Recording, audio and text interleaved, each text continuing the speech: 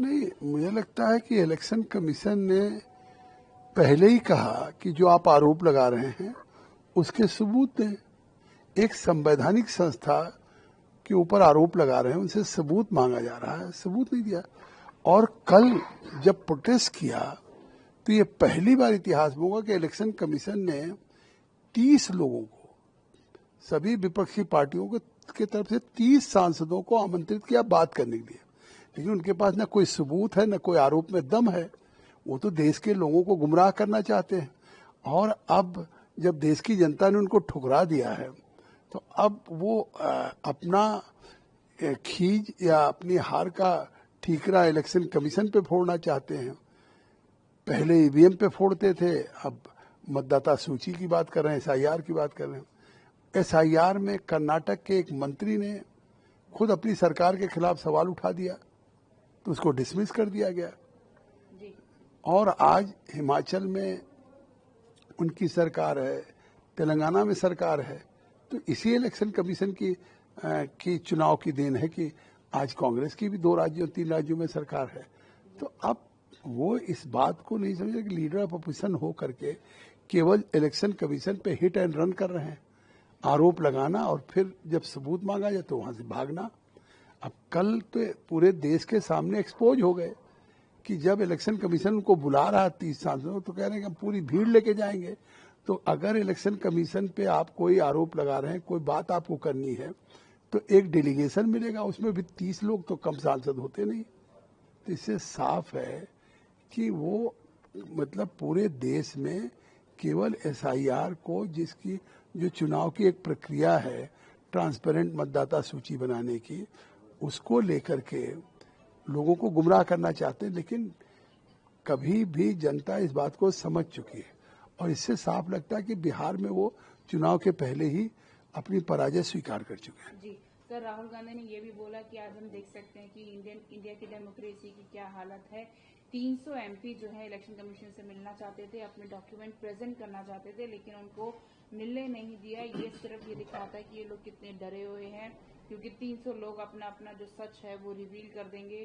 साथ ही उन्होंने ये भी बोला कि ये जो फाइट है वो अब पॉलिटिकल नहीं रही है, ये कॉन्स्टिट्यूशन की फाइट हो गई है फॉर 1 मैन 1 वोट। अब उनको अगर आंकड़े भी नहीं याद हैं कि वो 300 नहीं 99 सांसद हैं, और आप देखते हैं कि किस तरीके से विपक्ष में आपस में टकराव है। रोज सदन में आप सोचते हैं कि सदन को विपक्ष चलाना चाहता कुछ पार्टियां, लेकिन कांग्रेस पार्टी जिस तरह से बेल में आ जाती है तो विपक्ष एक नहीं है और पूरे विपक्ष की संख्या भी कोई उनके साथ नहीं है। तो कौन सी वो 300 की संख्या बता रहे हैं भाई? अगर उनके पास 300 की संख्या हो तो वो तो बहुमत कर सकते हैं, अविश्वास ला सकते हैं। 300 की संख्या, तो देश को ये भी झूठ बोल रहे हैं। जी सर, जो कर्नाटक मिनिस्टर दिया था कि ये तो कांग्रेस के टाइम पे स्टार्ट हुआ था, जिसके बाद कांग्रेस के हाईकमांड ने सीएम को ऑर्डर दिया कि इसको जो है निकाला जाए। तो इससे कांग्रेस तो उजागर हो गई जब कांग्रेस के ही एक मंत्री ने और कहा है कि जो आप आरोप लगा रहे हैं चुनाव आयोग पर, पहले खुद अपने गिरेबान में झांक के देख लीजिए। उन्होंने तो ये आरोप लगाया कि इस तरह के काम कांग्रेस की सरकार में शुरू हुआ था, कांग्रेस पार्टी की देन थी। तो आज उनको डिसमिस किया गया है जी सर, सच्चाई उजागर करने पे। जी सर, जो इससे बीजेपी जो है डर गई है और तरह तरह की बातें उन्होंने बोली, उस पर क्या बोलना चाहेंगे? इस समय लोकसभा चल रही है, लोकसभा नहीं चलने दे रहे हैं। देश की जनता ने चुन के अखिलेश यादव हो, कांग्रेस पार्टी हो या विपक्ष के लोगों को भेजा है। तो आज वो लोकसभा जहां पे एक अवसर है कानून बनाने का, अवसर है अपने क्षेत्र के विषय उठाने का, अवसर है राज्य की बात करने के लिए, तो आप देख रहे चलने नहीं दे रहे हैं। लगातार स्पीकर, लगातार सदन के संसदीय कार्य मंत्री, प्रधानमंत्री, ये सब अपील कर रहे हैं। और सदन के बाहर आप कह रहे हैं हम प्रोटेस्ट कर रहे हैं। तो इस समय जब सदन में है तो सदन में उनको चर्चा करनी चाहिए कि सड़क पे प्रोटेस्ट करना चाहिए। जी सर, आखिरी सवाल, योगी आदित्यनाथ जी ने कल असेंबली में बोला कि समाजवादी पार्टी और जो लोकतंत्र है वो नदी के 2 छोर हैं, ये हमेशा ऑपोजिट जो चल के काम करते हैं। नहीं, समाजवादी पार्टी भी सरकार में रही है, सत्ता में, उस समय जिस तरह का कानून व्यवस्था की स्थिति बदतर थी, लोग थानों में सुरक्षित नहीं थे, जिस तरह का भ्रष्टाचार था, आज जीरो टॉलरेंस है उत्तर प्रदेश में योगी की सरकार का, और जिस तरह से एक ऑनेस्ट सरकार चल रही भारतीय जनता पार्टी की, तो स्वाभाविक है कि लोकतंत्र में जिस शुचिता और पवित्रता की कल्पना की जाती है उसका समाजवादी पार्टी से दूर दूर तक वास्ता नहीं। मुझे लगता है कि इलेक्शन कमीशन ने पहले ही कहा कि जो आप आरोप लगा रहे हैं उसके सबूत दें। एक संवैधानिक संस्था के ऊपर आरोप लगा रहे हैं, उनसे सबूत मांगा जा रहा है, सबूत नहीं दिया। और कल जब प्रोटेस्ट किया तो ये पहली बार इतिहास में होगा कि इलेक्शन कमीशन ने 30 लोगों को, सभी विपक्षी पार्टियों की तरफ से 30 सांसदों को आमंत्रित किया बात करने के लिए, लेकिन उनके पास न कोई सबूत है, न कोई आरोप में दम है। वो तो देश के लोगों को गुमराह करना चाहते हैं, और अब जब देश की जनता ने उनको ठुकरा दिया है तो अब वो अपना खींच या अपनी हार का ठीकरा इलेक्शन कमीशन पे फोड़ना चाहते हैं। पहले ईवीएम पे फोड़ते थे, अब मतदाता सूची की बात कर रहे हैं, एसआईआर की बात कर रहे हैं। एसआईआर में कर्नाटक के एक मंत्री ने खुद अपनी सरकार के खिलाफ सवाल उठा दिया तो उसको डिसमिस कर दिया गया।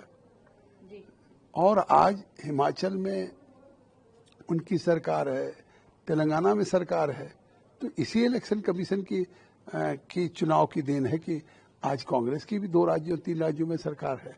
तो अब वो इस बात को नहीं समझे कि लीडर ऑफ अपोजिशन हो करके केवल इलेक्शन कमीशन पे हिट एंड रन कर रहे हैं, आरोप लगाना और फिर जब सबूत मांगा जाए तो वहां से भागना। अब कल तो पूरे देश के सामने एक्सपोज हो गए कि जब इलेक्शन कमीशन को बुला रहा 30 सांसदों तो कह रहे हैं कि हम पूरी भीड़ लेके जाएंगे।